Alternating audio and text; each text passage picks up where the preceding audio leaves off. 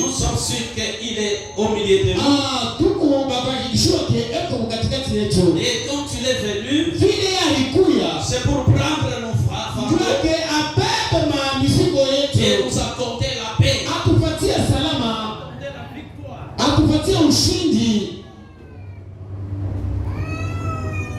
Et nous espérons que lui va faire quelque chose.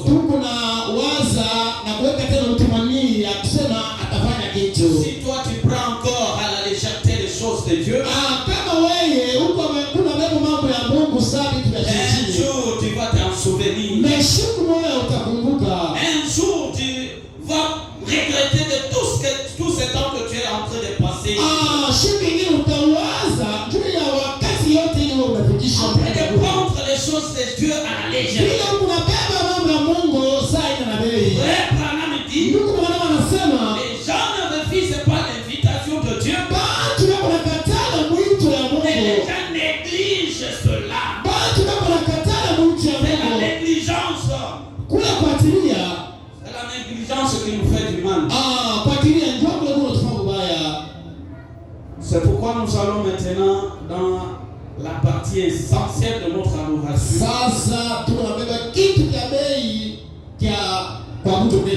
L'écoute de la parole de Dieu. Frère Branham dit, le péché impardonnable, c'est refuser une prédication inspirée par le Saint-Esprit. Amen. Amen. C'est ça le péché impardonnable.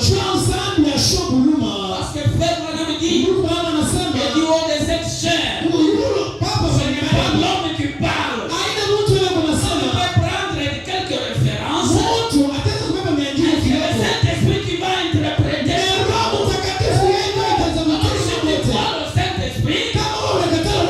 Le Saint-Esprit t'accordera le besoin de ton cœur.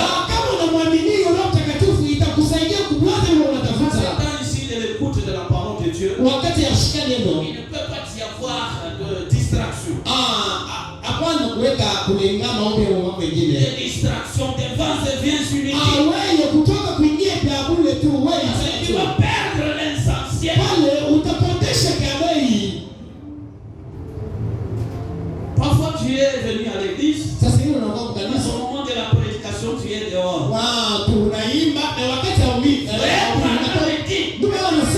Il y a trois manières qu'on reçoit l'inspiration de Dieu. On reçoit l'inspiration de ce que nous voyons. On reçoit l'inspiration de ce que nous entendons. Et on reçoit l'inspiration que le Saint-Esprit exprime. C'est pas que quand j'étais vu dans le péché, je suis prédicateur. Ce que je vois là, c'est ce que je prêche. Il prêchait les choses qu'il voyait. Il voyageait pas. Ce qu'il voyait là devenait des prédications. Alors toi tu vois même le prédicateur devant toi. Tu ne prends même pas un peu de respect. Tu fais ce qui n'est pas bien. Quand je monte du haut de la chaise, c'est pour te prêcher.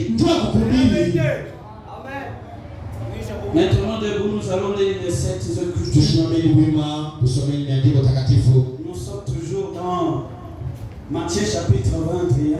Matthieu chapitre 21. Le verset 18. Verset 18. Nous lisons au nom de notre Seigneur Jésus-Christ. Amen. Les matins, en retournant à la ville, il y eut faim.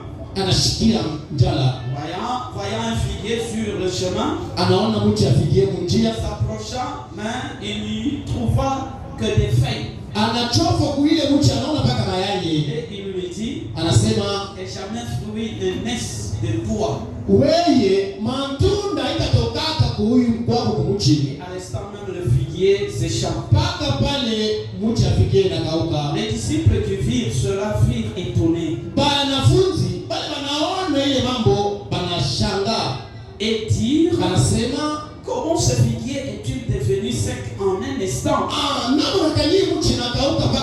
Jésus leur a répondu, je vous le dis en vérité, si vous aviez de la foi et que vous ne doutiez point, non seulement vous feriez ce qui a été fait à ce figuier, mais quand vous diriez à cette montagne, ôte-toi de là et jette-toi dans la mer, cela se fera. Tout ce que vous demandez avec foi, par la prière, vous le recevrez. Dieu bien-aimé, bénis ta parole. Pendant la prééminence dans cette salle à 7 heures, dirige tout pour ta gloire et pour notre bien. Nous le demandons au nom de Jésus. Amen. Amen. Et Dieu vous bénisse. Soyez contents maintenant à l'écoute de la parole de Dieu. Nous continuons avec notre sujet. La foi parfaite. La foi parfaite. La foi nécessaire. La foi qui produit des résultats. La foi qui crée. Une foi parfaite. Sur là, nous avons ajouté Jean 15. Premier verset. Je vous ai dit que mes paroles failleront. Mais ces écritures ici ne faillira jamais. Dans Jean, la Bible dit ceci. Je suis le frère simple. Et mon père est le vigneron. Le vigneron, c'est lui le propriétaire. Okay. Tout sarment qui est à moi et qui ne porte pas de fruits, il les retrache.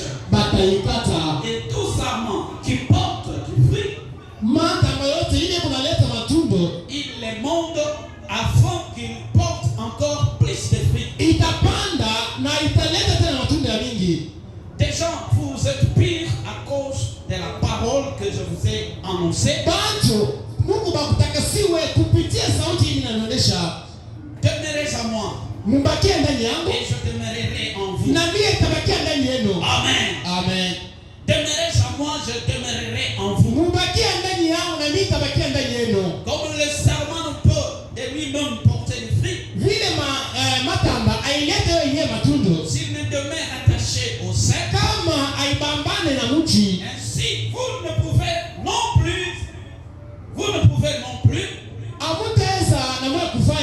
si vous ne demeurez à moi. Je suis le serpent. Vous êtes les sarments. Celui qui demeure à moi et à qui je demeure porte beaucoup de fruits. Car sans moi, vous ne pouvez rien faire. Est-ce que tu as entendu? Sans Dieu, tu ne feras rien. Si tu n'as pas Dieu et que tu fais quelque chose dans ce monde, là Dieu est menteur. Soit que tu fais des fétiches et tu fais quelque chose et tu iras en enfer. Soit que tu as Dieu et tu feras des grandes choses. Et à la fin tu iras au ciel. Parce que c'est le ciel qui est notre espérance. Un jour je prêchais quelque part. J'ai dit à l'église, n'ayez pas l'espérance. N'ayez pas l'espérance. N'ayez pas l'espérance. Un prédicateur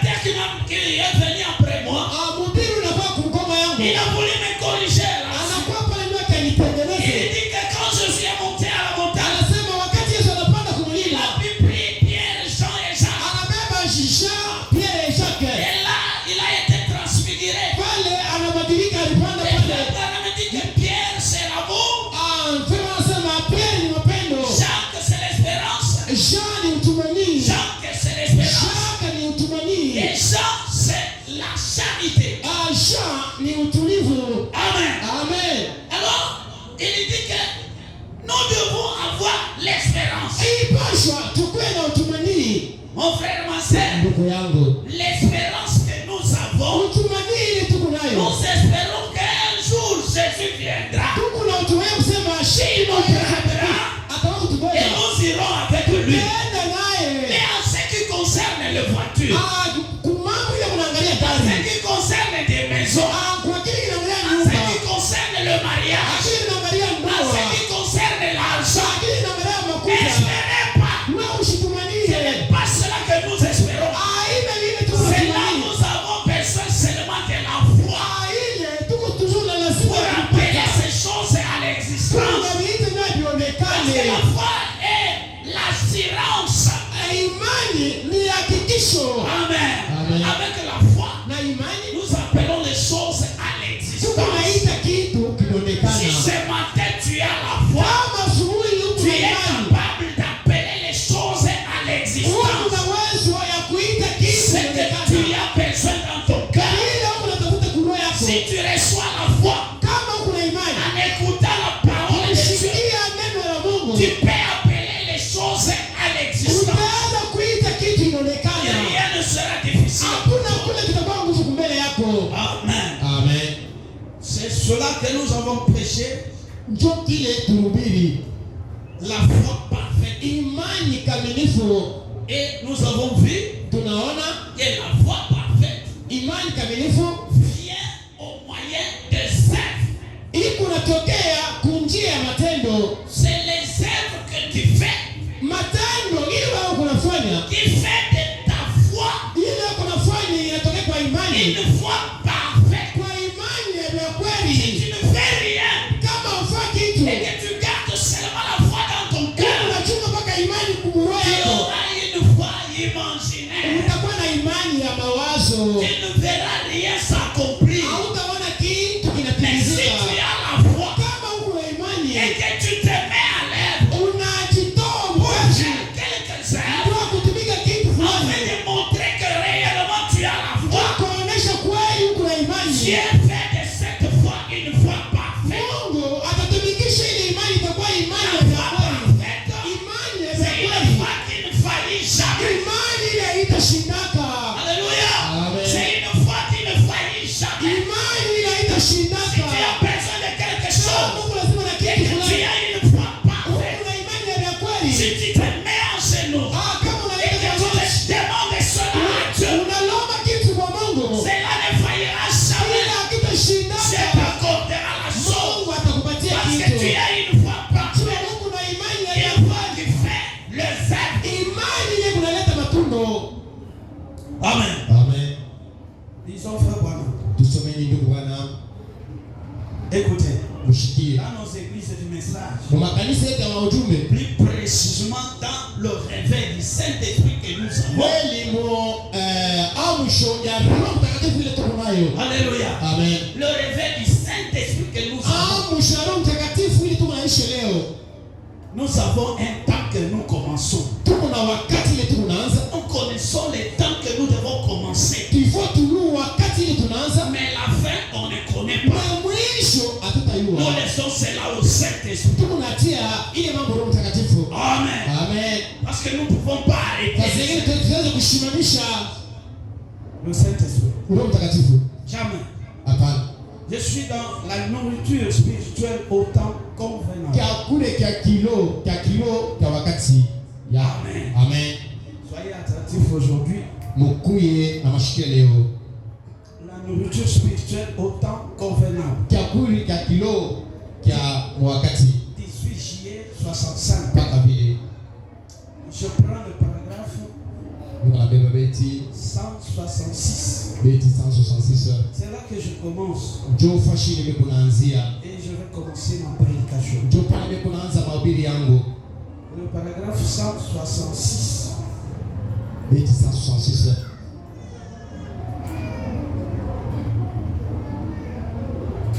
Il dit ceci. Bon, vous dites, est-ce qu'il pourrait me guérir? Amen. Amen. Est-ce que Dieu peut me donner ceci? Est-ce que Dieu peut faire ça? Est-ce qu'il peut ôter cette maladie? Et par vous répondre.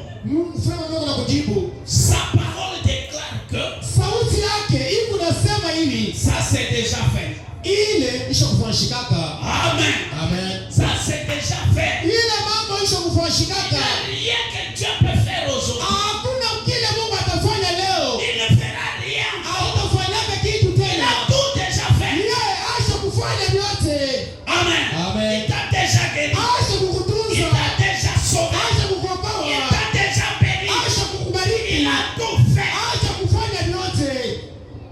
Mais comment? Il a fait, mais je n'ai rien. Sasa mimi nasema wao ashina na kiki. Il a fait, mais je suis toujours dans le péché. Kuna njala, yeye acha kufanya, mimi kupaka mzambi tu paka hiyo. Il a déjà fait, mais je sens des douleurs. Yeye acha kufanya mambo. Sasa mimi nashika pale maumivu. La parole déclare. Sauti kunasema Tout ça, il a déjà fait. yote vile yeye acha kufanya. Par contre, Mkusema ce qu'il faut, kile cha kufanya, c'est qu'il fasse connaître sa présence ici. kawe kufanya, nikawe kutambua wapo waje hapa. Ce qu'il faut aujourd'hui, Kashi kufanya leo. vous reconnaissez la présence de Dieu. Kawe kutambua wapo wa Mungu. Il t'a déjà guéri ma soeur. Acha kukutunza dadangu. Il t'a déjà sauvé ma soeur. Acha kukutunza dadangu. Il t'a déjà béni mon frère. Acha kubariki ndugu. Il t'a déjà aidé mon frère. Acha kukusaidia ndugu. Il a tout fait. Acha kufanya yote. Mais la chose à faire, Kashi kufanya. la chose que Dieu fait aujourd'hui, Kitu kile Mungu anapenda c'est leo. vous amener à reconnaître sa présence. Kuleta wewe utambua tu wapo wake. Amen. Amen. Et vous reconnaissez sa présence Kawe kutambua wapo dans wake. chaque âge. Wakati yote. Dieu Mungu. prend une fois Eko na beba. dans chaque âge. Wakati yote. Dieu prenait une partie de lui Eko na beba kipande et kile. il envoyait sur la terre. Eko na tuma babulongo. Les salis étaient pour celui qui reconnaissait la partie de Dieu qui l'a envoyé à son temps. Ambapo iko kwa mtu eko na tambua kipande cha Mungu wakati yake. Amen. Amen. Il y a les autres qui sont au ciel, Kuko vingine kwa qui kumbi. n'ont pas reçu le Saint-Esprit sur la terre. Akapokea Roho Mtakatifu. Mais ils ont reçu seulement ce que Dieu a envoyé à son temps. Balipokelea mpaka kile Mungu alituma wakati hapo. Donnez-moi votre attention. Wewe mulete akili huko. Amen. Amen. Ils n'ont pas reçu le Saint-Esprit. Akapokea Roho Mtakatifu. Parce que le Saint-Esprit n'était pas pour eux à ce temps-là. Roho Mtakatifu alikuwa yabo ile wakati. Mais Dieu a envoyé le réformateur Mungu anatuma bafua pale avec une portion de la parole. kipande cha sauti. Une fois qu'ils recevaient cette portion de la parole, Mpaka pale wanapokelea kipande cha ils se sauti. sont retrouvés au ciel. Wanajikuta wako mbingu. Écoutez, Msikie. quand Frère Branham a vu la vision de l'épouse Wakati naona onyo ya bibi wa au harusi. ciel là-bas, Kule kwa mbingu. le premier épouse est passé. Bibi wa kwanza wa harusi Il anafika. était bien habillé. Kwa kufanya mzuri. C'était bien une vraie dame. Alikuwa bibi mrembo. Et cela est passé. Ile anapita. Après, il a vu l'épouse moderne. Sasa naona bibi sasa wa pamoja hapa. L'épouse moderne. Bibi wa leo. Là-bas au ciel. Kule kumbingo. Frère Branham dit, Mungu anasema maquillé jusqu'au temps. wa kujipakana tina kumeno. Maquillé jusqu'au temps. Tina kumeno. Des habits collés. Tumeamua kwa kumbana. Avec des talons. Na mabilaka ya yulo. Alléluia. Amen. Frère Branham a pleuré. Mungu analia. Ah, c'est ce que nous allons présenter au Seigneur. Ndio hiki tunaweza C'est ça l'œuvre que Dieu fait sur la terre. Alléluia. Et la voix lui a dit, non, attends. Attends, mais tu vas voir l'épouse de cet homme. Ça bouge.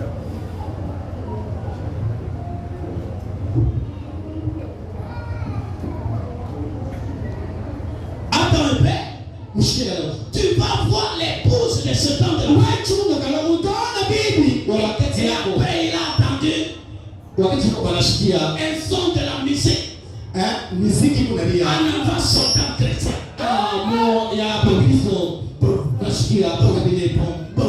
Quand Branham a regardé, Wakati Bwana anaangalia, il a vu une vraie dame du Seigneur. anaona bibi wa harusi wa Yesu. L'épouse du temps de la fin. Bibi wakati ya Ils mwisho. ont marché en cadence. Kuna tembea na Ils kucheza. marchaient en cadence. Tembea na kucheza. Frère Branham a dit merci Seigneur. Anasema asante Bwana. Alléluia. Amen. Ça c'était pour nous aujourd'hui. Ile ilikuwa yetu leo. Il y a l'épouse de la Pentecôte. Huku bibi wa Pentekoste. Écoutez, il y a l'épouse de la Pentecôte. Huku bibi wa Pentekoste. Au temps de Pierre, Wakati ya Pierre ils étaient un vrai dame. alikuwa bibi wa kweli.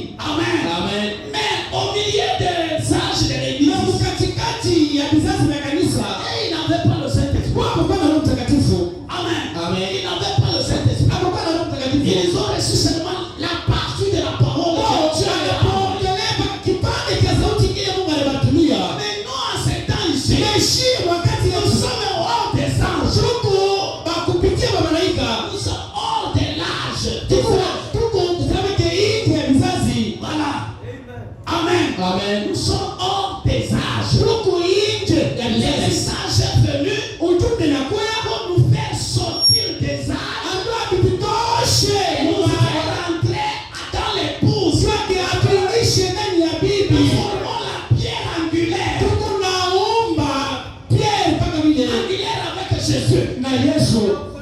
Qui viendra encore faire les âges. Huyu atakuwa nyuma kukata kichwa cha vizazi. Nous Amen. reviendrons avec Jésus. Tutashuka na Yesu pamoja. Alléluia. Amen. Ah, je sais pas que quelqu'un va comprendre. Mimi nawaza ni mtu mmoja atanielewa. Amen. Amen. Nous sommes l'épouse du temps de la fin. Tuko bibi wa harusi wa mwisho. Hors les âges de l'église. Tuko nje ya vizazi vya kanisa. Hors les âges de l'église. Nje ya vizazi vya kanisa. Nous sommes une vraie dame de Jésus. Tuko bibi mzuri wa Si Yesu. toi tu es encore dans le péché, Kama wewe ingali tu mzambi, regretteras un jour. utashangaa siku moja. Oh, quelqu'un qui défend.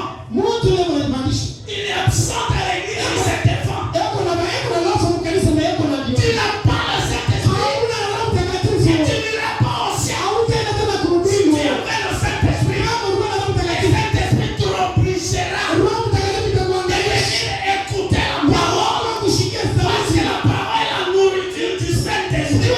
Sauti ni kule kwa Roho Mtakatifu. Tu es absent à l'église. Kubakia Et mkanisa. tu te défends. Mungu Tu anasema, n'as pas le Saint-Esprit. Tu n'es pas le Fils de Dieu. hauna mtoto wa Mungu. Alléluia. Ah, je me sens un peu bien là. Mzuri. Si tu vas diaboliser ça, Kama wewe utasema hii ni vya Satan. c'est ton problème. Ile ni mambo yako. Ça ne me regarde pas. Adiniangalie. Vraiment dit, Mungu anasema sa parole déclare qu'il a tout fait. sauti yake inasema acha kufanya yote. Il a tout fait. Acha Il ne kutenda. peut rien faire aujourd'hui. Hakuna kile kufanya leo. Or, s'il nous apparaît dans un corps physique, Sasa kama tunatoka mwili ili ya si Jésus apparaissait dans un kama corps physique, Yesu anaonekana leo mwili ya mtu, écoutez, ushikie. un corps physique qui lui ressemblait très pour très au portrait de Christ à 33 ans d'offrement. Hebu natoka mwili wakati Yesu alikuwa mwili ya Hoffman ya 33 ans. Amen. Amen. Et quelqu'un vient là, Mtu ametokea pale. ressemblant très pour très à Jésus. Wakufanana mpaka naye Et huyo. il montre les cicatrices. Anasema tuonyeshe maalama. Il montre les cicatrices. Anaonyesha maalama. Oh, moi je suis Jésus. Oh, mimi ndugu Je Yesu. suis votre Jésus. Oh, mimi Mungu. Regardez les cicatrices. Anaangalia maalama. Regardez les cicatrices. Anaangalia maalama. Ouais, Bwana me dit, Bwana anasema, je ne croirai jamais ça. "Sitamwaminiaka, sitamwaminiaka." Je ne les croirai jamais. Sitamwaminiaka. Parce que les imposteurs Parce que wale ba- peuvent imiter en ce chemin. wako nafuatilisha. Quelqu'un peut fabriquer des cicatrices. Mtu watatu kuumba tu maalama Et ya venir là Mungu. pour nous tromper. Anakuwa mdogo kutulanda. Ce n'est pas cela que Dieu nous a promis aujourd'hui. Haina kile Mungu anatulaka leo. Il ne nous a pas promis une telle chose. Anashitulaka kitu cha vile. Alors qu'est-ce que Dieu nous a promis? Mungu anatulaka nini? Wakati wa mwisho. Non, non, non, non. Hapana. Quand il viendra lui-même, Wakati yeye atakuya, tout œil le verra. hicho kitamwona. Toute langue le confessera. Lugha yote itatabiri. Comme l'éclair va de l'Orient jusqu'à l'Occident, Vile mwangazi unatoka kuoriani unaenda tena kule il yule. en sera de même. Il en sera de même, voyez. Mtakuwa vya pamoja, Mungu unaona. Nous ne croyons pas ces sectes et ces clans. Hatutaminiaka vitu vya vile. Nous croyons que Kitu unaamini, Dieu est la parole. Mungu ni sauti yake. Écoutez ce que nous croyons aujourd'hui. Wewe mshike kile kitu unaamini leo. Parce que je prêche le message. Ndio mimi nahubiri. La foi parfaite vient du message. Imani ya vya kweli kunatokea kwa ujumbe. La foi parfaite. Imani kamilifu. Tu peux avoir la foi parfaite. Kama unapenda kupokea imani Tu kamilifu, crois le message. ipaswe uamini ujumbe. Comprendre le message. Uelewe ujumbe. Cela te donnera une foi parfaite. Ile itakupatia imani ya vya kweli. Nous croyons que Dieu est la parole. Tunaamini ke Mungu ni sauti. Mais il s'incarne. Eko na nia. Il s'incarne dans un corps. Eko ni ingia ndani ya mwili. Il prend votre corps. Eko na nao mwili yako. Il prend mon corps.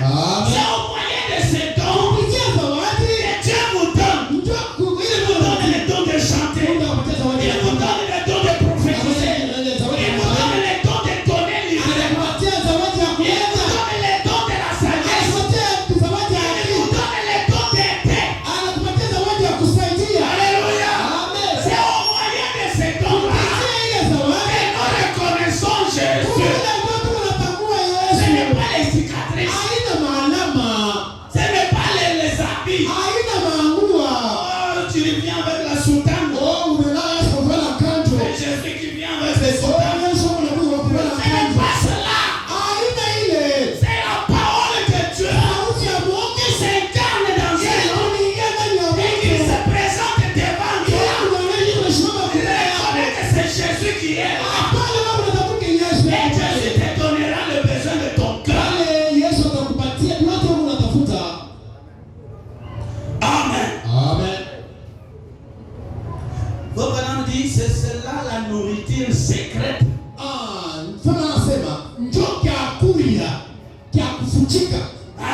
Que les pentecôtistes me voient. Que celui qui est dans la distraction ne verra pas. Écoutez, prenons un peu la Bible. Prenons la Bible. Ancien Testament.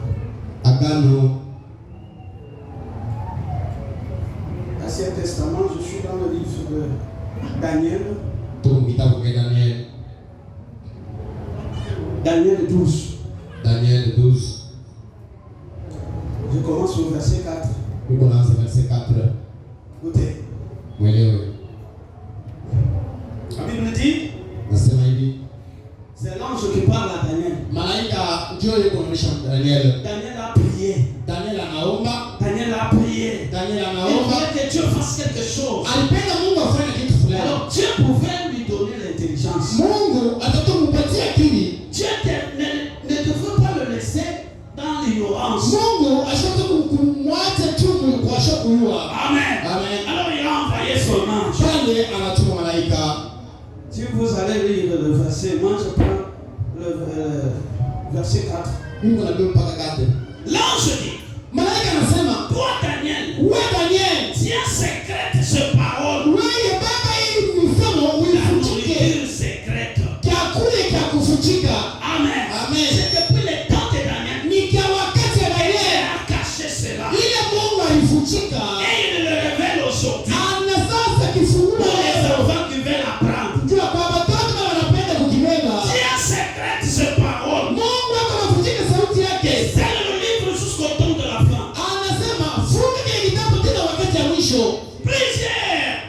Alors le livre. Plusieurs les livres. Et la connaissance augmentera. Aujourd'hui nous sommes les temps de la connaissance. Amen. Nous sommes les temps de la connaissance. Ce n'est pas toute autre connaissance. Mais la connaissance de la vérité. La parole qui a été cachée dans tous les âges. Et qui est révélée aujourd'hui. Et cela donne la foi parfaite. Je saute encore. Verset 8. Daniel dit, j'attendis, mais je ne compris pas les paroles de l'ange. Et tout ce que l'ange me parlait. J'ai attendu, mais je ne compris pas. Un prophète de l'Ancien Testament n'était pas sûr de comprendre ce que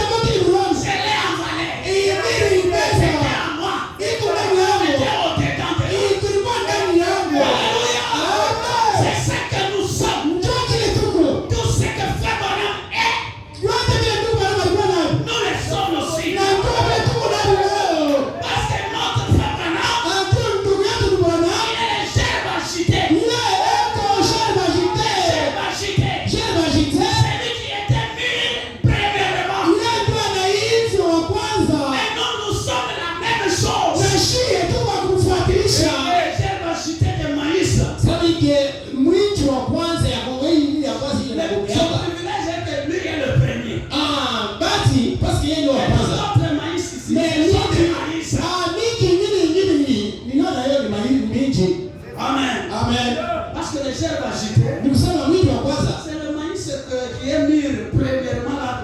ni ile mwindi ile na kome yake ya kwanza ile. Il nous montre que Hii kunaonyesha tous ceux qui restent dans les champs ici watu wamekaa kwa mashamba hivi sont comme moi. bibi baada kunifuata Mais il vient après moi.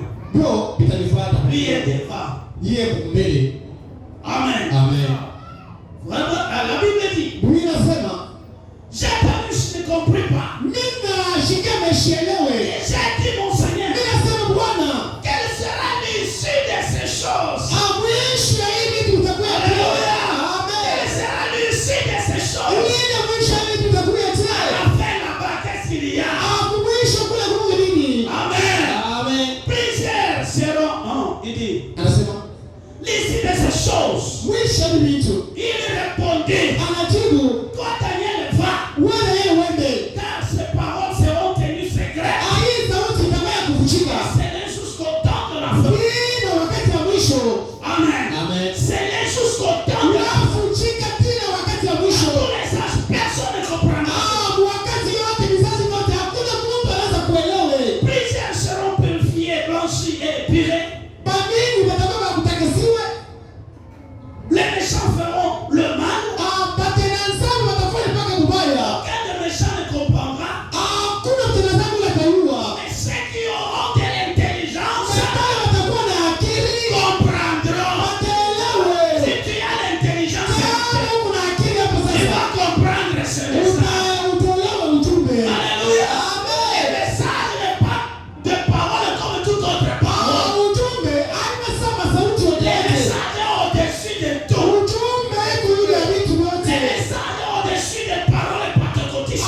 Ujumbe iko yule ya masauti ya Les mapatanganisho. messages sont au-dessus des réveils pentecôtistes. Ujumbe iko yule ya amshi ya mapatanganisho. Nous ne sommes pas les réveils pentecôtistes. Shie hatuna amshi ya Nous sommes mapatanganisho. les réveils du Saint-Esprit. Mungu amshi ya Roho Mtakatifu. Alléluia. Amen. C'est pourquoi si tu comprends ces choses, Pale kama wewe kuna cela témoignera que tu es un enfant de Dieu. pale utashuhudia kiwewe mtoto wa Quand Mungu. tu comprends le message. Wakati wewe unaelewa ujumbe. Et si tu comprends les messages, Kama wewe unaelewa ujumbe. ton cœur battra Roho yako itaanza pour que tu kunapeleka. puisses écouter chaque jour ce message. Wao waanze kushikia shida sana. Ndio. C'est nostalgie. Ndio C'est ni nostalgie. Donc quelque chose que nous étions. kitu kile kitu ilikuwa Et on te le révèle aujourd'hui. na kitambua Et leo. on a la sorte d'écouter ce que Utakuwa tu na étais. hamu ya ushikie kile Parce kitu. qu'avant la fondation du monde, Mwanzo ya dunia. Dieu t'a connu. Mungu alikujua. Dieu t'a élu. Mungu Dieu alikuchagua. t'a choisi. Mungu Dieu alikuchagua. t'a béni. Mungu Dieu alikubariki. t'a fait ceci, Mungu cela. alikufanya hivi na Et hivi. quand tu écoutes le message, Wakati unashikia ujumbe, tu vas entendre ce que tu es réellement. awaye utanishikia sasa kile wewe ulikuya. Ton cœur battra. Roho yako itaanza Tu kupiga. seras dans la joie d'écouter ces choses. Utakuwa na furaha ya kushikia ujumbe. Amen. Amen. Si tu n'écoutes pas ces choses, Kama ushikie vitu, nous doutons un peu. pale wewe tu unamshakia tu kidogo. Tu prends le travail, tu le mets devant. Huku unabeba kazi unaweka kumbeni. Et tu commences à expliquer ça devant les enfants de Dieu. Unaanza kuonesha kusema mambo hivi ya Comme masama. si tu expliques des bonnes choses. Sasa hivi sasa huku unasema vitu vizuri. Donc toi tu veux dire que absenter à l'église c'est une bonne chose. Au wewe unasema ya kuwapo kukanisa ni kitu vizuri. Et tu as le courage de commencer à dire ça. Huku tena na kuraja wewe kuanza kusema tena. Tu vas manquer du Saint-Esprit. Unaanza kushika Roho Mtakatifu. Amen. Amen. Si tu étais un enfant de Dieu, Kama ulikuwa mtoto wa Mungu, tu seras dans la joie d'écouter. utakuwa na furaha ya kushikia sauti ya Mungu. Parce que le message Ndio ujumbe. n'est pas ce que tu penses. Aile kile Mungu anawaza. Le message c'est Dieu lui-même. Ujumbe ni Mungu ya pekee. Écoutez, prenons Apocalypse. Tumebeni Apocalypse. Apocalypse. Apocalypse. Chapitre 10. Chapitre 10. Je descends au verset 7 pour gagner le temps. Niko nashuka 7 ndio Écoutez. kwenda haraka mshikie. Ce que Daniel avait entendu, Kile Daniel aliona na alishikia. Jean du Patmos a entendu aussi. Yohana wa Patmos alishikia na yeye. Amen. Amen. La Bible dit, Biblia inasema quand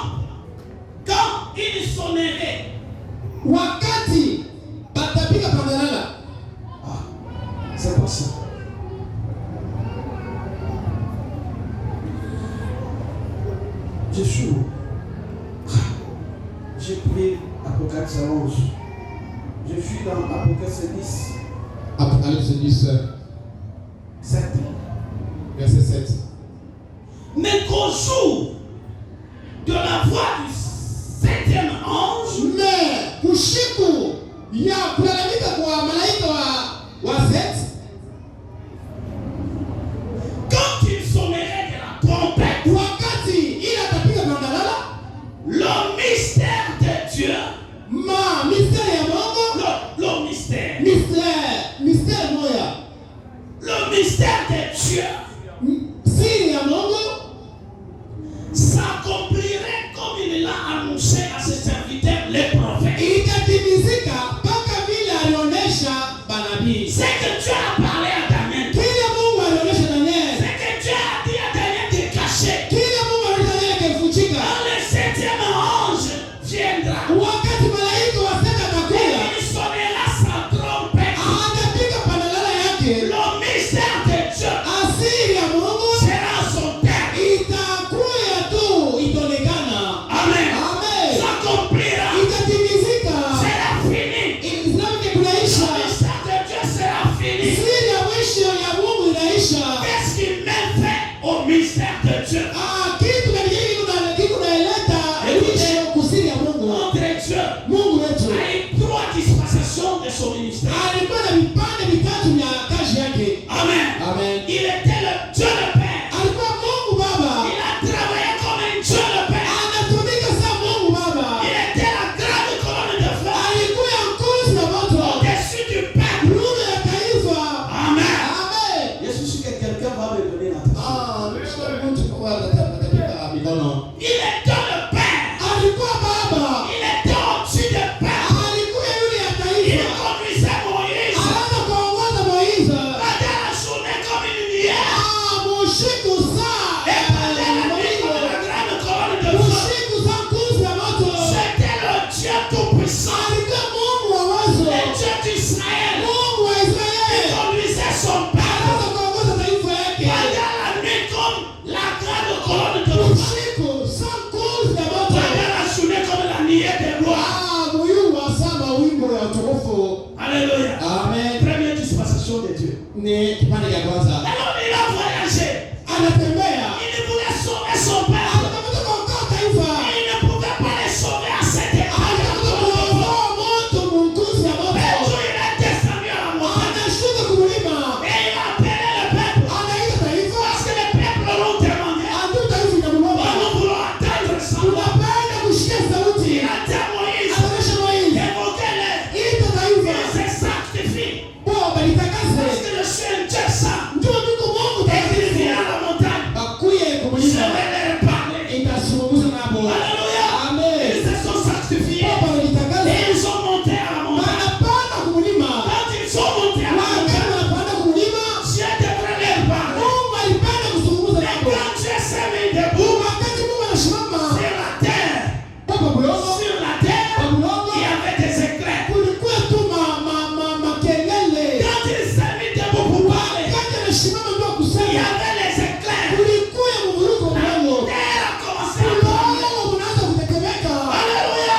Amen. Quand Dieu a ouvert sa bouche, Wakati Mungu anafungula kinywa chake, on a entendu des gros démons. atasikia watu wa kubaini Le unalia. peuple tremblait déjà. Taifa inaanza kutetemeka. Ils ont crié à Moïse. Anasema Moizi, Moïse, Moizi, Moïse, Moizi. arrête ton Dieu. Asimamisha Mungu Nous wako. allons tous mourir. Utakuwa shimo wote. Il arrête. Asimame. Il arrête. Asimame. Alléluia. Amen. Les gens ont eu peur. Watu wanashikia boga. La voix de Dieu. Wanashikia boga. De la voix de Dieu. Na sauti ya Mungu. Alors ils ont dit à Moïse. Onyesha Mungu wako. Et ils ont retourné à Moïse. Wanarudia kwa mavazi yao. Dieu a dit à Moïse. Mungu anaonyesha Moizi. Désormais je ne parlerai plus guère avec les gens. Bibi nimeshasema tena hivi na watu. Je vais susciter quelqu'un que je peux parler avec lui et lui parle au peuple. Anamusha mtu. Ule Mungu bila kuzungumza naye, mtu ule anaenda. Mungu anasema, Je vais susciter un parmi eux. itamusha mtu wa katikati yao. Il a la capacité d'écouter ma voix. Ule atakuwa na uwezo wa kusikia sauti yako. Je lui parle. Itaanza Je kumwonyesha. lui parle au peuple. Yeye anamuonyesha. L'intermédiaire des gens. Ule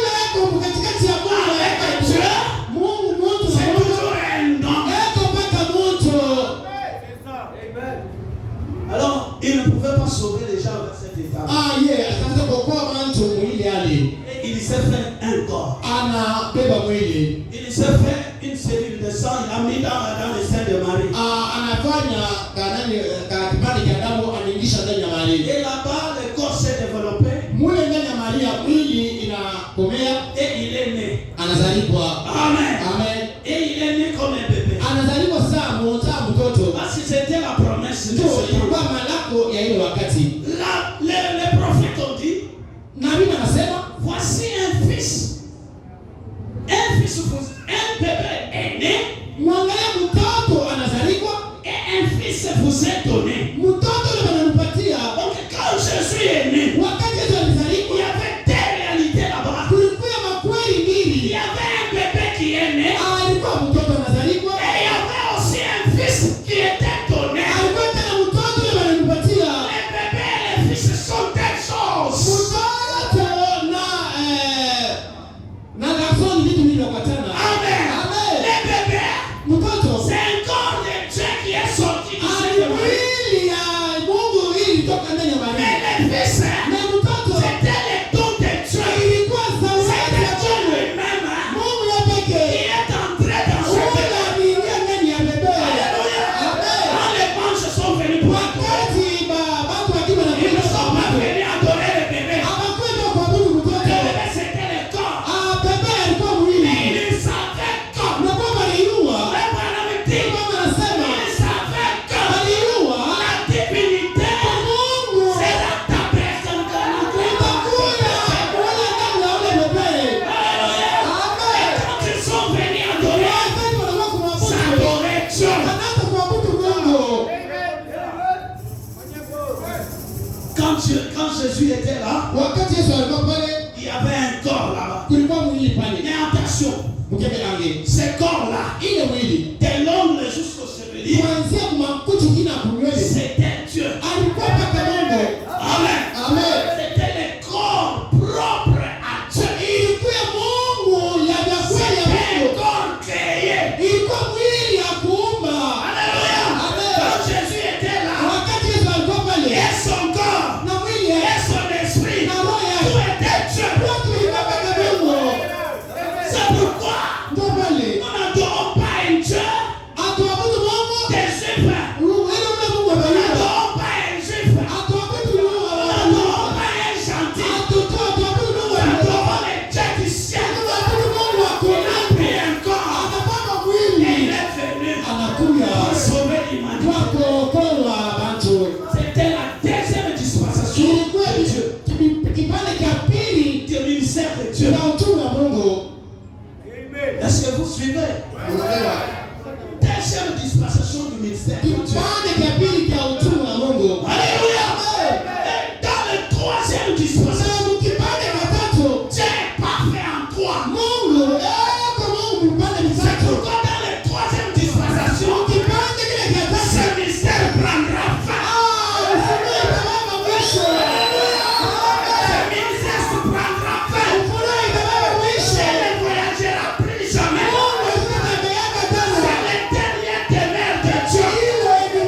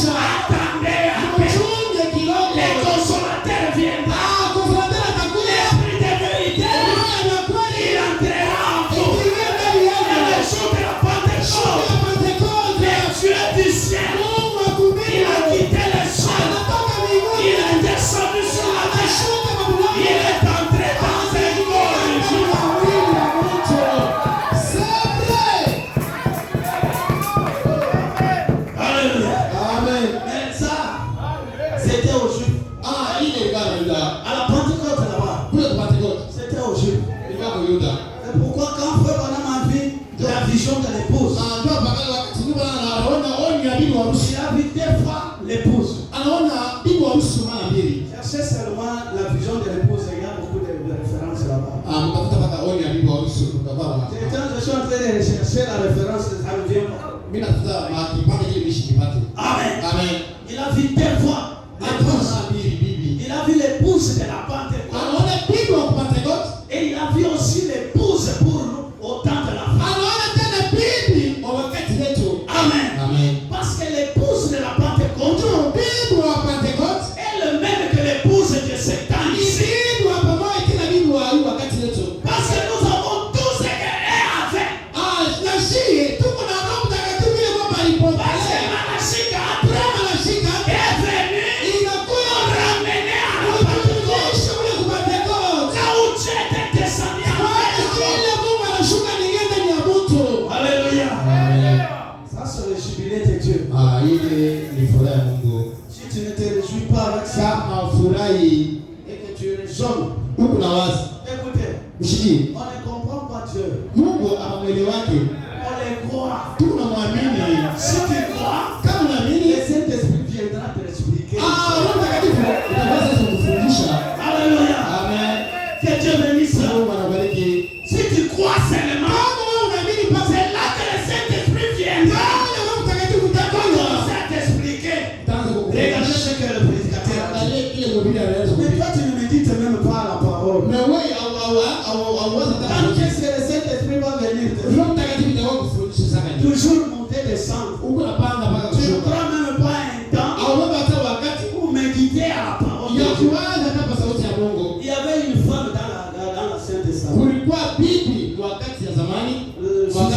La femme Suzanne. Il avait 17 enfants. Branham dit qu'il avait 17 enfants. Il prenait soin de ses enfants. Mais chaque jour, il prenait 2 ou 3 heures dans la prière de méditer sur la parole de Dieu. Alléluia. 2 ou 3 heures. Mais chaque jour, monter, descendre, tu ne prends même pas un temps de se souvenir la prédication. Amen. Et frère Branham dit, parce qu'il faisait cela, au milieu de ses enfants-là, Dieu a suscité un charme. Et aujourd'hui nous chantons les cantiques spirituels. C'était composé par Charles Wesley. Pourquoi? Parce que sa mère priait pour eux, méditait sur la parole. Et deuxièmement, Dieu lui a donné un John Wesley. Alléluia. Les messagers dans de ville à telle ville. Un prophète. Un réformateur. Les résultats de sa prière. Et toi tu ne pries pas. Quand tu es chez toi là, toujours distrait dans de futilité. Pas de prière. La Bible dit, tu ne pries pas parce que tu n'as pas la foi. Si tu avais la foi, cela te poussera à prier. Amen. Parce que nous sommes au temps de la fin. C'est au temps de la fin que nous avons la foi. Pourquoi? Dieu est devenu un homme. Et la foi parfaite. Et sur de croire Dieu dans un homme. Si tu ne crois pas Dieu dans un homme, tu n'as pas encore cru le message. La semence ne vit pas avec la balle. La semence n'hérite pas avec la balle. 18 février 65. 65. Bit 65. Écoutez attentivement. Mshikie. Amen. Amen. Frère Branham dit, Vous voyez, il n'y a pas de jugement pour la sémence royale et spirituelle prédestinée d'Abraham. Alléluia. Amen. Si tu crois ce message, tu ne seras jamais jugé. Tu es passé de la mort à la vie. Personne ne te jugera. Mais toi, tu jugeras les morts. Le message. Écoutez.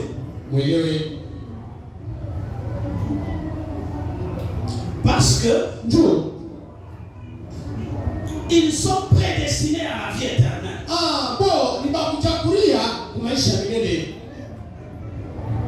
Amen. Amen. Ils sont prédestinés à la vie éternelle. Ils ont accepté les sacrifices auxquels Dieu a pourvu.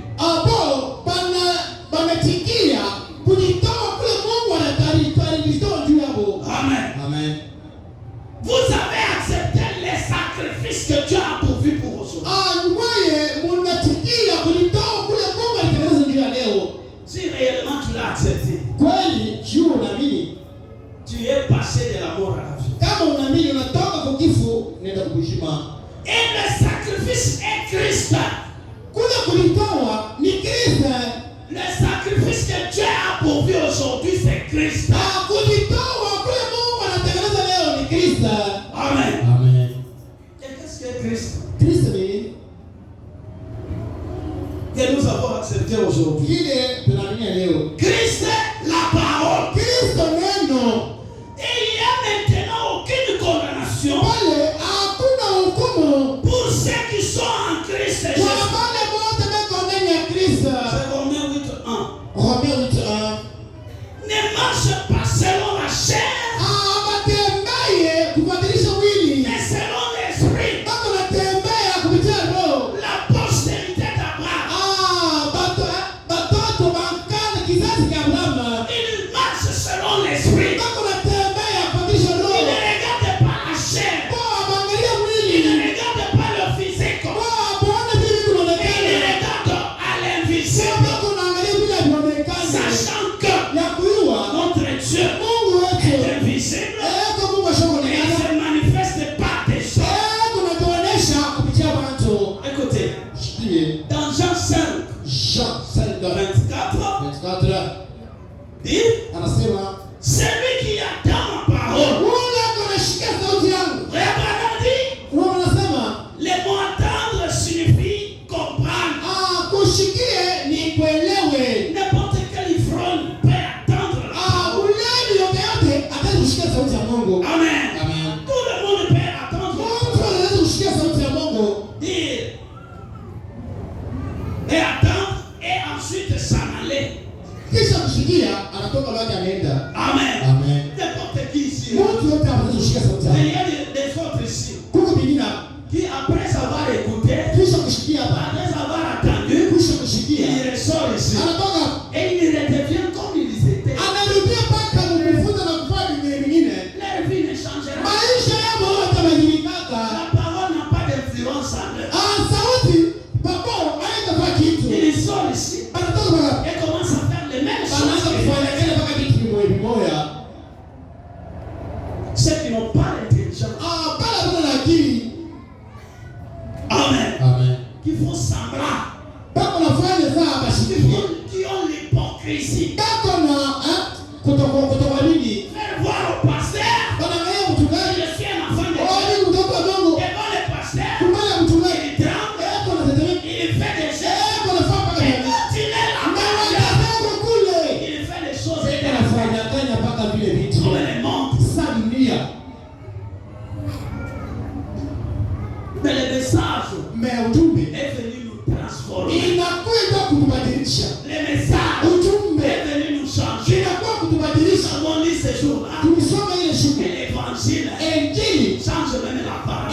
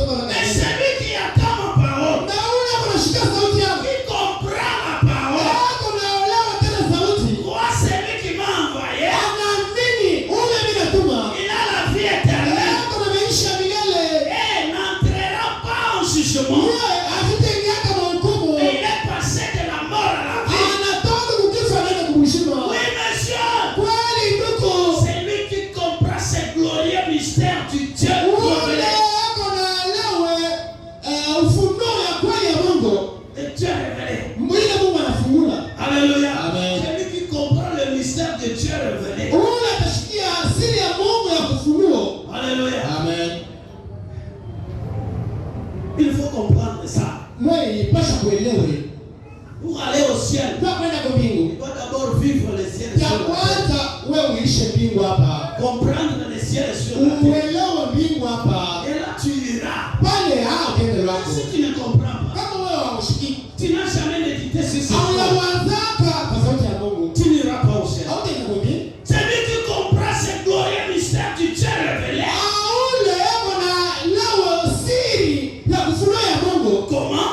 Wewe unakani? Comment tu étais en Christ? Nako vile Mungu alikuwa ndani ya Kristo. Est-ce que tu as compris ça? Wewe unaliwe.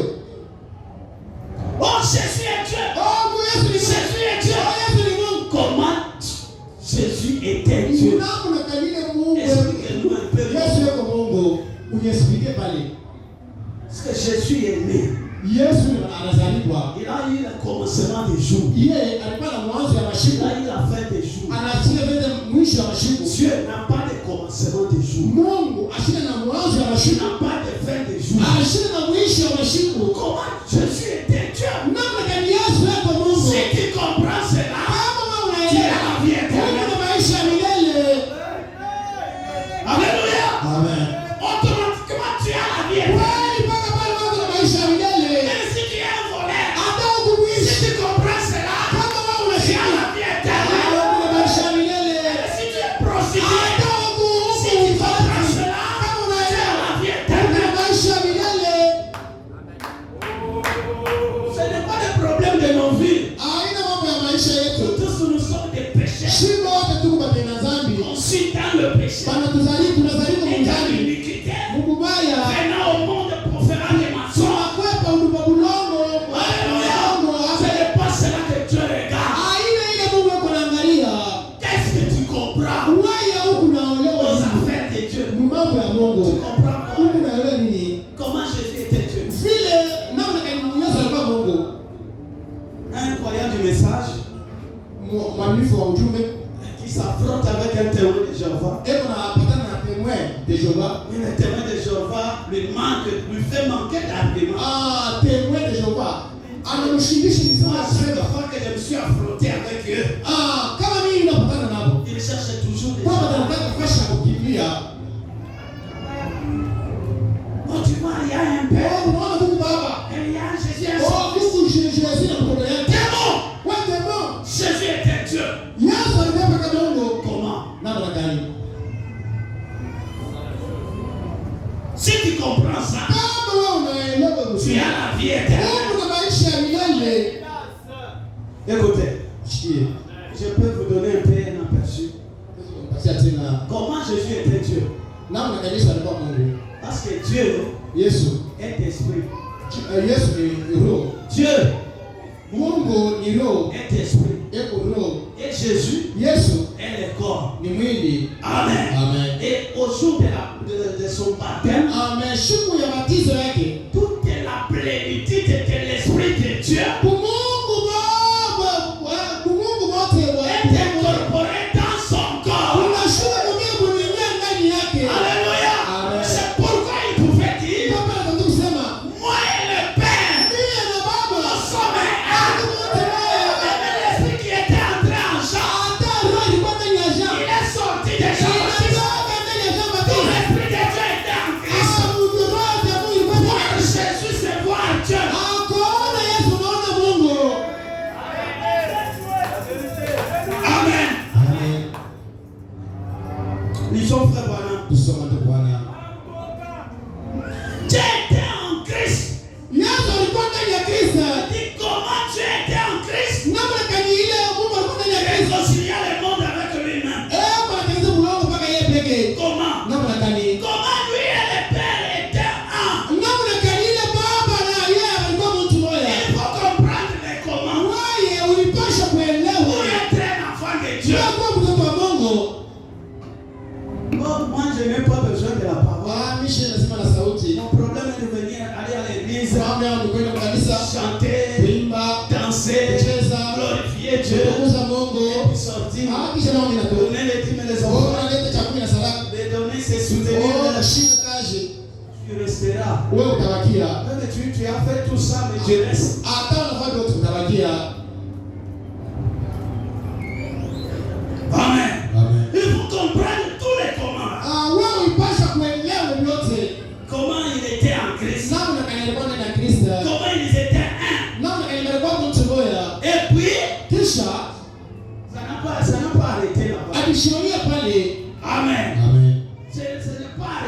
Wakishimamia pale. Et puis, Kisha tu dois comprendre autre chose. Ilipasha kuelewa kitu kingine. Amen. Amen. Et puis, Kisha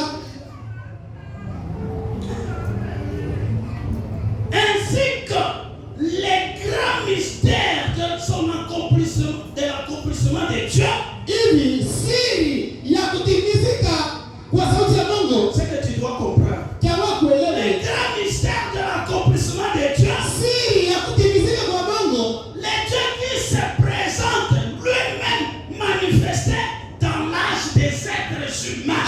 Mungu anaanza kujionyesha yeye pekee katika mizazi kwa mwili ya watu. Les mêmes dieux Mungu qui se manifesté dans son corps. anaonyesha mwili. Tu dois comprendre encore que Kama kuelewa le tena même Dieu Mungu wa se manifeste anatuonyesha dans des autres humains. watu wengine. Alléluia. Amen. De la même manière Kama mwili wa Mungu qu'il s'est manifesté avant, anaonyesha kule. aujourd'hui, Leo tena Dieu se manifeste Mungu anajionyesha dans des êtres humains. mwili ya mtu. Fait les mêmes choses, Anafanya kama vitu ni mwili. accomplit les mêmes choses. Anatimizika kama vitu ni Si tu mwili. comprends cela, Kama unaelewa hili. mon frère, Ndugu, ma sœur, dada, mon papa, baba, mon ami, rafiki, il sera un homme mystique. utakuwa mtu wa Tu ne kushangaa. manqueras de rien sous ce terrain. Hautashindaka kitu wa Tu mloko. seras un petit Dieu sur la Utakuwa terre. kama Mungu kidogo mloko. Amen. Amen. Comment Dieu lui-même Namna gani Mungu yeye se manifeste anatuonesha dans des êtres humains. kwa mwili ya watu. Comment? Namna gani? Alléluia. Amen. Dans des êtres humains, Mwili ya watu par les canaux d'êtres humains. kupitia njia ya yako ya mtu. Alléluia. Amen. Dieu pour descendre aujourd'hui, Mungu ndio ya kushuka leo. il a son canal, Eko na njia. il a sa voix. Eko na njia. Il ne descendra pas son canal. Eko na shukia mpaka mwili ya Et le njia. canal de Dieu aujourd'hui, Njia ya Mungu leo. c'est l'être humain. Mtu. Sabra. Je ne sais pas si quelqu'un va comprendre. Mshikie mtu unaelewa. Par les canaux d'êtres humains, Njia ya mtu. il dit ceci, Anasema hivi. en compagnie, Wa kushindikisha. alléluia, Amen. accompagné des êtres humains. Wa kushindikisha na bantu.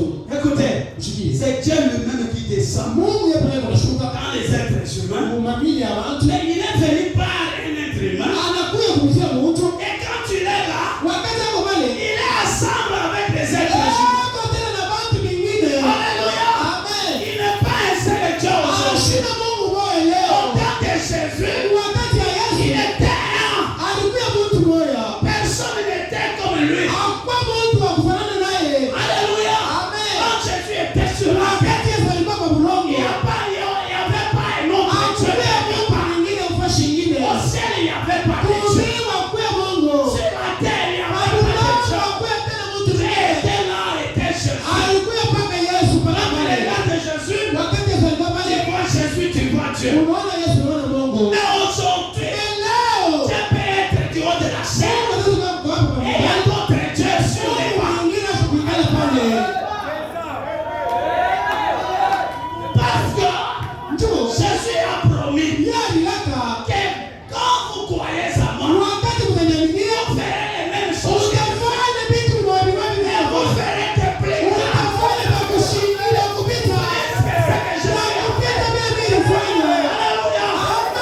Ce que Jésus n'a pas fait, c'est de prendre un Dieu qui était en lui et le transmettre dans un homme qui est capable de faire ça. Incapable de faire ça. Et aujourd'hui, si tu crois en moi, et Dieu que j'aime, et Dieu le pasteur Dieu, doit se transmettre, entrer dans ton cœur et fera de toi son fils. Tu ne seras jamais sauvé si ce n'est pas un homme. Tu ne seras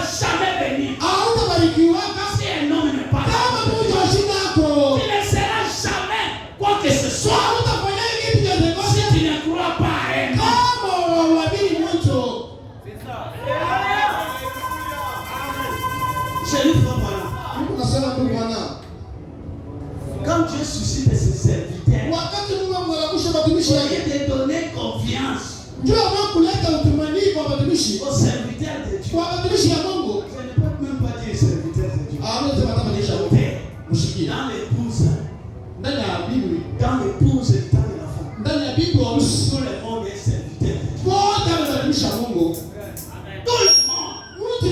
En même que tu es. Ushikue kama huko Hypocrite. mpaka huko. Mais si réellement tu es un enfant de Dieu, Kweli kama huko kutoka Mungu. en Dieu il n'y a pas de chemin. Mbele ya Mungu Tu as quelque chose à faire pour Dieu. Et tu es un serviteur de Dieu.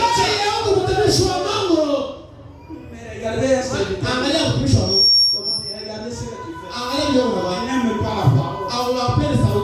Tu n'es pas un serviteur. Je ne peux pas te flatter comme ça. Tu es un fils de Dieu.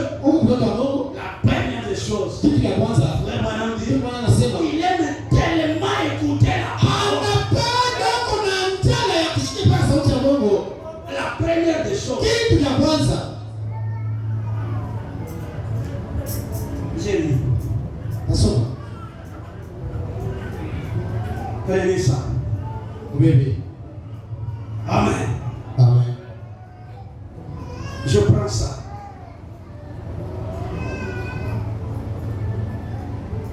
Allez réveiller Jésus.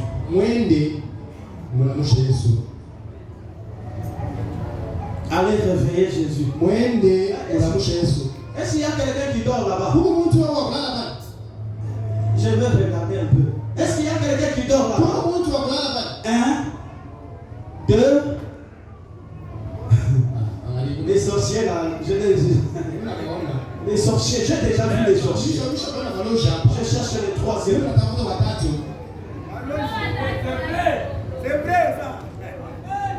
Comment quelqu'un peut dormir en ligne? C'est l'onction du jour. Même si moi-même je revenais, je ne prêcherai pas comme aujourd'hui. Ça c'est l'onction du jour.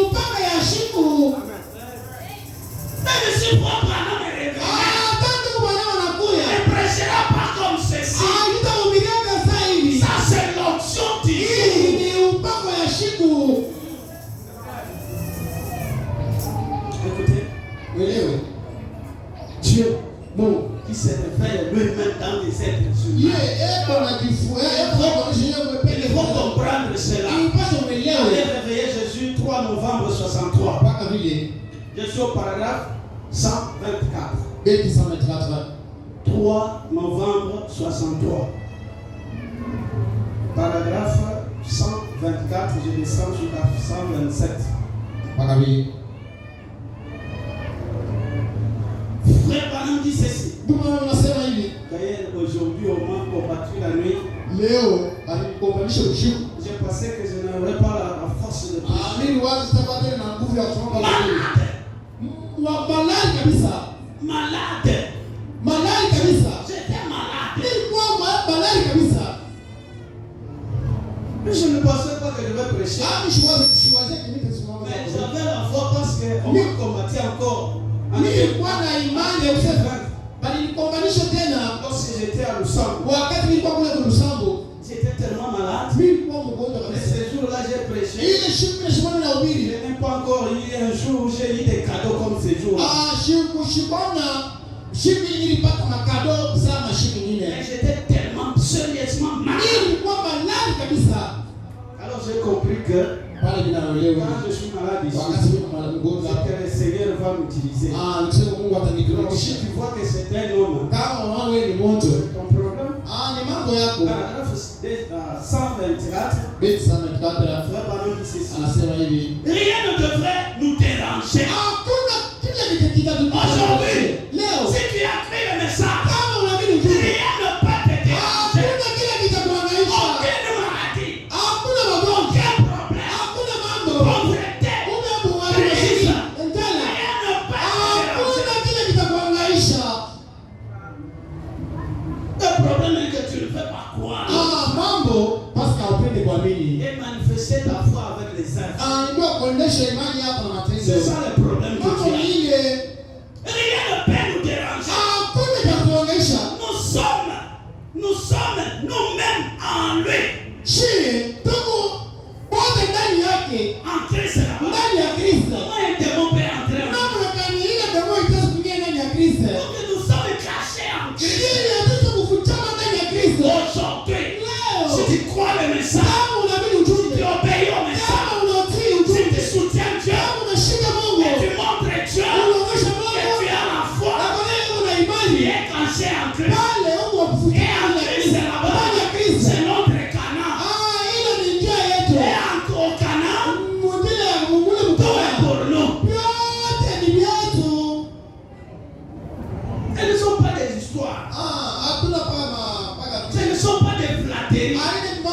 kupakana mafuta.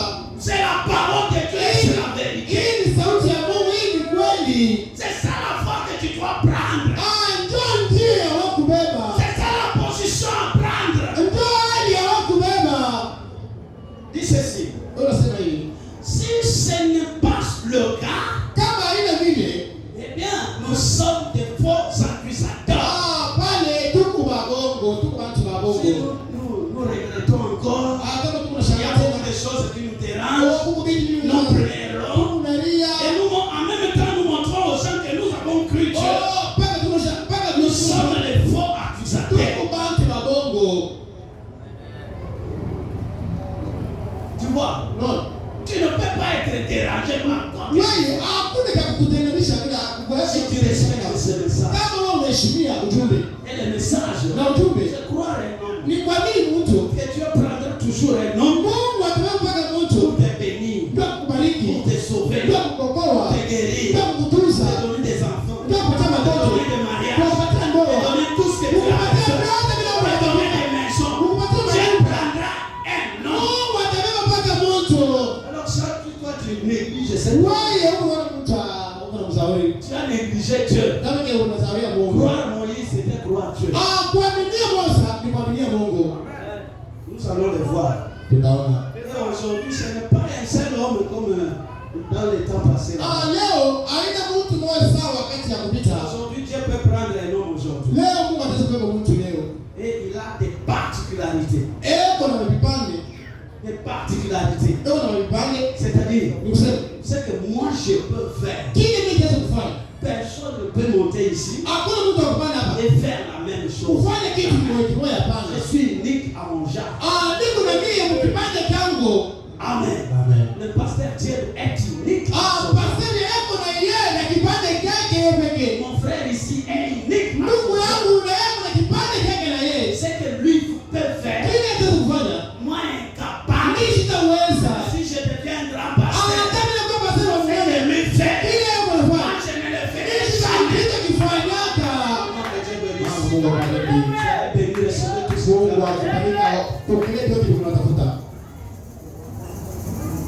Je prêchais chez le pasteur Jika là-bas. Je les ai dit. Moi je ne peux pas flatter. Malgré que le pasteur Jika, Dieu l'a élevé. Dieu a fait tout ce que Dieu a fait. Ce que moi je peux faire, lui ne le fera jamais. Et si tu as préparé une bénédiction pour toi aujourd'hui, et que tu refuses cela toi-même, parce que Dieu va te donner d'une autre manière, il ne le fera plus jamais. Si cet arbre est là, il a un but. Si vous êtes là, il y a un but. Si je suis là, il y a un but. Il faut que tu acceptes. C'est pourquoi Dieu a permis que je sois ici. Ce n'est pas par ma force que je suis ici. D'ailleurs, je devrais terminer la série. Mais Dieu a permis que je sois là. Pas parce que toi tu n'as pas encore compris. Il va faire passer les choses de Dieu dessus. En regardant ailleurs. Donc fais en sorte que si Dieu a préparé quelque chose pour toi, que tu sois à mesure de prendre cette chose. Aujourd'hui les gens cherchent des voitures, des maisons, tout cela est dans l'homme. Tu peux acheter une voiture dans un homme. Seigneur Dieu, cet argent ici, je viens auprès de toi. J'achète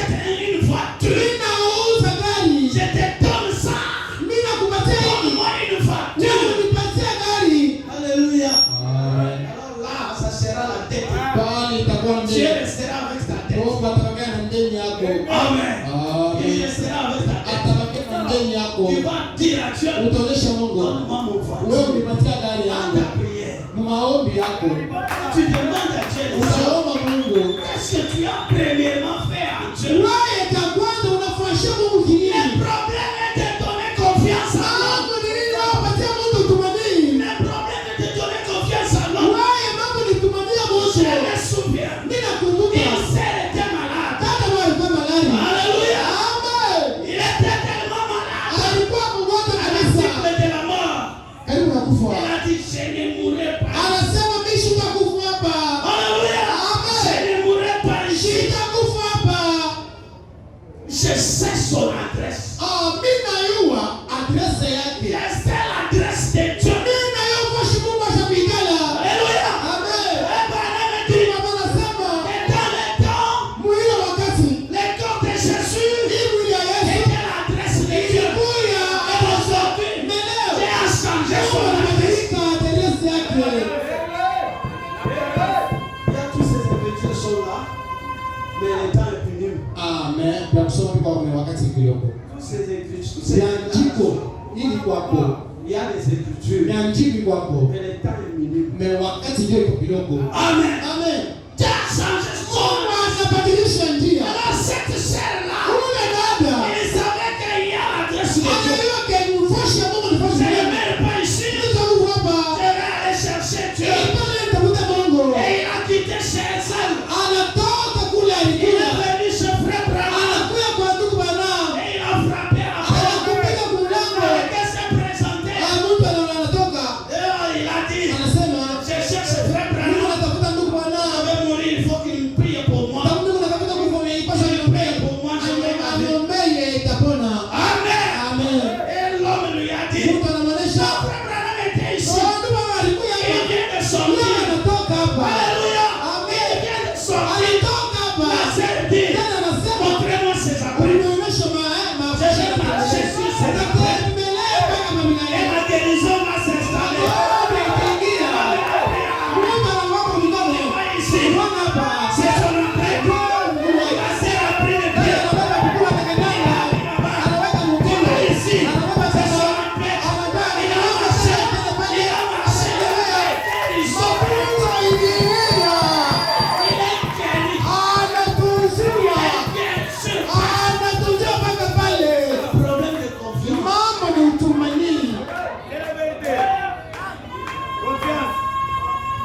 C'est là que j'ai écrit dans le chant, chef-d'œuvre,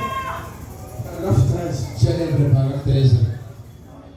Vous cherchez un chef-d'œuvre là, au paragraphe 13, vous allez trouver ça quelque part. Parce qu'il y a beaucoup, je ne sais pas la date. Le problème de la confiance, tu peux avoir des maisons, le moyen des noms. Tu peux avoir ton mariage. Il n'y a pas un Dieu à l'air. Seigneur Jésus, Seigneur là, il n'est pas à Sodome. Il est à la maison d'Abraham. Entrez là dans la maison. Entrez de discerner la pensée des saints. Ce qui sera au temps de Sodome sera au temps de la fin. itakuwa tu wakati ya mwisho. Ils ont fait banner. Kusoma ndugu Tu bana. ne peux pas être dérangé aujourd'hui. Wewe hakuna Avec ce message, na yeye ujumbe. tu ne peux pas être dérangé. Hakuna cha kuhangaisha.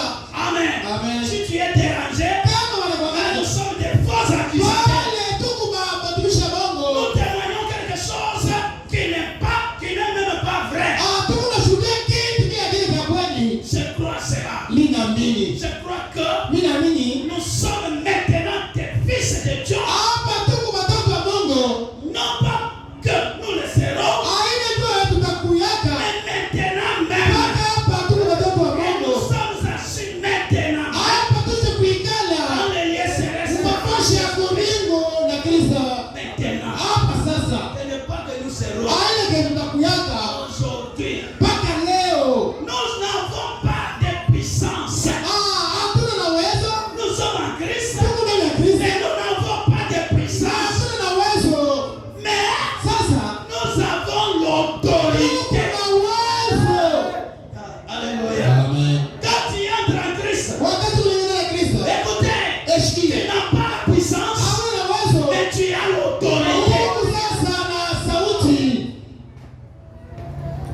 on m'a donné 10 minutes. Ça va aller pour 10 minutes bis. Dieu bénisse. Mungu abariki. Écoutez. Mshikie. Ce n'est pas la puissance qu'il faut. Haina uwezo ili iko na mambo. Quelqu'un demandait, Mtu atalomba, avez-vous la puissance pour faire? est-ce que ndio Mungu na uwezo? Non. Hapana. Mais j'ai l'autorité. Iko na sauti. J'ai l'autorité. Iko na sauti. Alléluia. Amen. J'ai l'autorité. Iko na sauti ya Mungu. Prenez un petit policier. Wewe mbeba tu ka polisi Il ndani se ya tient ici. kama karibu ya Il est en uniforme. eko wa kuwela tieni. Avec son chapeau qui est trop grand pour lui. Na chapeau yake ya munene. Il ramasse son chapeau jusqu'aux oreilles. Chapeau yake ya kufunika tena mashikio. Il n'a pas la puissance Ashika na uwezo pour arrêter quoi que ce soit. kwa kubanga kitu Et kitegote. laissez-les s'avancer ici. Wewe mwache chofa hapa. Et qu'une voiture descendait la rue. Wakati gari unashuka barabara Avec un moteur de 300 volts. na moteur ya 300 volts. Et que les policiers lèvent la main. Wakati polisi wanamshika mkono, Alors écoutez, cette voiture sifflait les sifflets. ile gari kunapika zili na shimama. Et il freine là-bas. Kuna baba frame pale. Pas que ce policier a l'autorité. Aina ke polisi ule kuna uwezo. Mais il a l'autorité. Ana sauti. Il est là où c'est la main. Anapika mkono hivi. Mais si tu es à quelle vitesse, Hata kumwambia tu yeye dois s'arrêter. tashimama paka. Alléluia. Amen. Et frère Branham dit, Mama anasema c'est ce que nous avons. ile shida ko.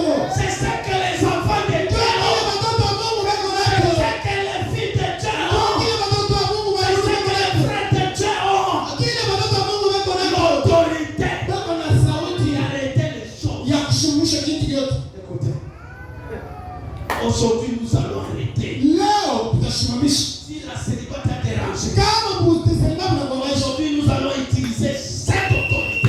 Leo tunatumia sauti ile. Nous allons arrêter cette Tutashimamisha Nous magonjwa allons pale. arrêter cette pauvreté. Tutashimamisha kumashikio Au nom de ile. Jésus, nous allons arrêter. Mwingine hayata tutashimamisha. Elle nous a donné cette autorité Kama tupatie ile pour sauti. nous en servir. Ndio kianza kutusaidia.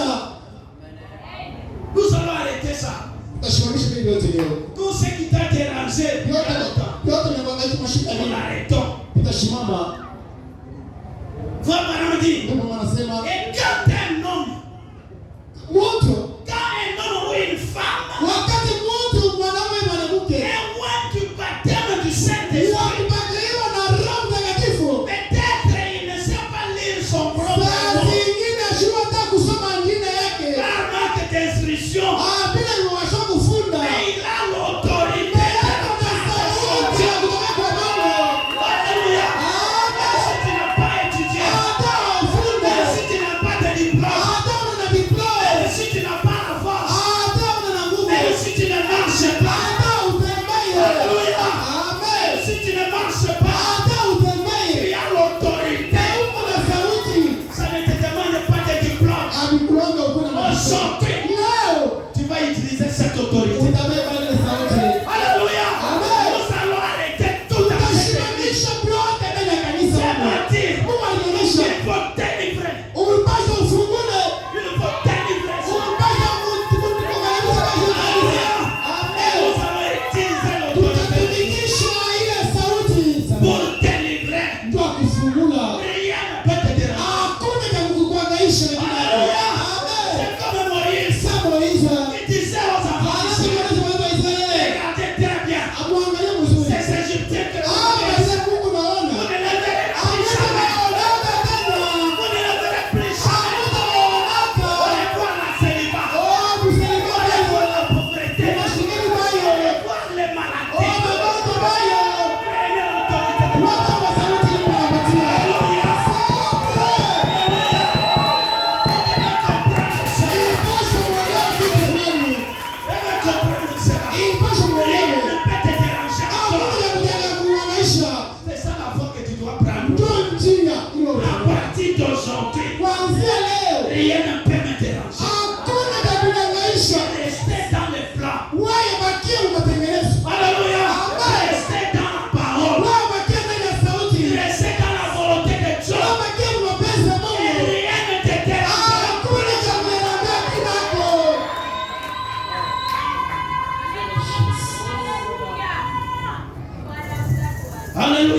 Amen. Tu n'es pas dans les plans. Wewe una matengenezo. Tu n'es pas dans la volonté de Dieu. Hauna mapenzi ya Mungu. Tu n'es pas dans la parole. Hauna ndani ya sauti. Tu montes et tu descends. Mungu unapanda na kushuka. Tu ne te souviens plus de Dieu. Haukumbuke Mungu. Tu ne soutiens pas Dieu. Haunishike Tu Mungu. ne travailles rien. Hautumike. Tu ne fais rien. Haufai kitu. Mais tu as l'audace. Mungu na Non, tu n'auras rien. hautapataka kitu. Tu resteras toujours là-bas dans sa Utabakia mpaka en mwali. train de monter les Mungu salles. anapanda leo na kushuka. Aujourd'hui, les enfants de Dieu Leo watoto wa ne Mungu peuvent pas faire des grands travaux. hapata tunikaka makazi. Travaux lourds. Makazi ya Mungu. Hapana. Travaille un tout petit peu. Watu ni nini yako? Mais tu as l'abondance. Mungu na vya Parce mingi. que tu as l'autorité. Mungu na Si sauti. tu es au marché, Amu mazoko. si tu es au marché, Kama kumsano. tout le travail que tu fais, Makazi ya bila c'est kumsano. la tête. Itakuwa kichwa. Haitakuwa mkia. Itakuwa kichwa. Haitakuwa mkia. Itakuwa hilo. Alléluia. Oh, sabra.